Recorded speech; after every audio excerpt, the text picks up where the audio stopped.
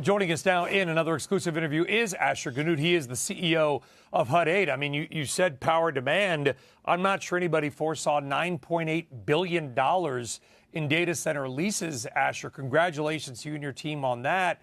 How much still demand are you seeing from customers saying, hey, you got any power for us?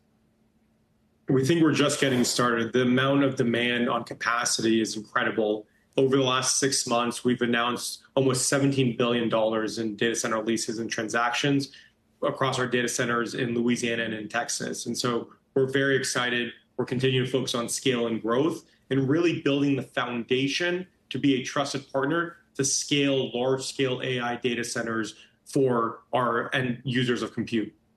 All right, so you've successfully pivoted from what power production you bought before AI demand exploded. You did it for crypto. Now AI is coming. How much more power now, and do you expect in quarters and years ahead, do you have left to sell? So what is unique is both of these sites that drove the $17 billion in capacity are new sites we developed for AI.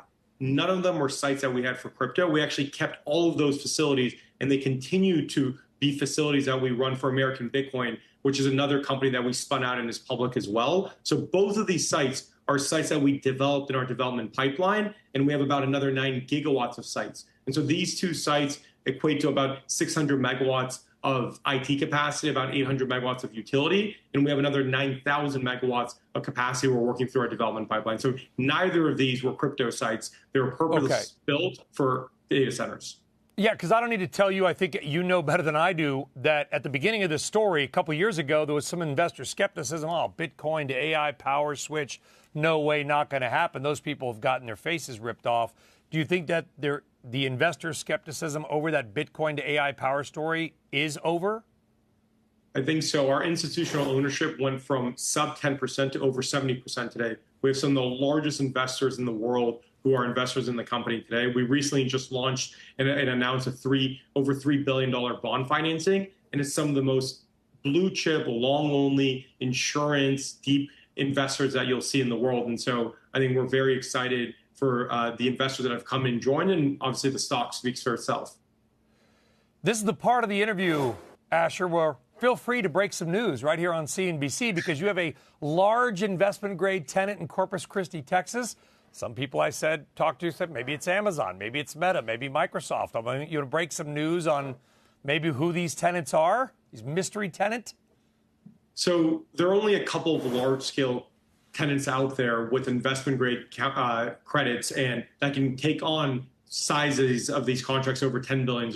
And so I think those are the names that you've all heard of. The reason why we've decided to no longer disclose tenant names for specific data centers is, as we disclose the terms of these data centers, they're confidential and they're unique to specific negotiations that we have. And so we'll share overall tenants that we have across our broader set of data centers in the future on our website, rather than on a deal-by-deal basis. Just as long as investors know this is really great tenants with really strong investment-grade profiles and have the ability to pay those leases. Yeah, and so that's critical. And by the way, I told you, I had to ask, Asher. I mean, come on, that's part of the whole thing. The investment grade part is critical because I did a panel on this actually just yesterday at the Milken Conference here in LA about AI financing. And how critical is it? Explain to our audience and your investors or potential investors right now how critical it is to sort of use some of those tenants' balance sheets in getting your deals done, if at all. They're absolutely critical. Not only investment grade, but we actually said high investment grade, which is AA minus or higher. And so that's really important because in order to finance these data centers, investors have to have the conviction that people will pay the leases and their long-term 15-year leases for these data centers. And so making sure that you have counterparties that have the financial wherewithal, the balance sheets to be able to support those commitments. And that's exactly what we do. So both of our deals that we announced, both in Louisiana and Texas, have investment grade counterparties that are high investment grade that stand behind those commitments. And again, as I mentioned, almost $17 billion in commitments on the initial 15-year term. And if they sign up for additional 15-year extensions, that's almost over $40 billion of contract value.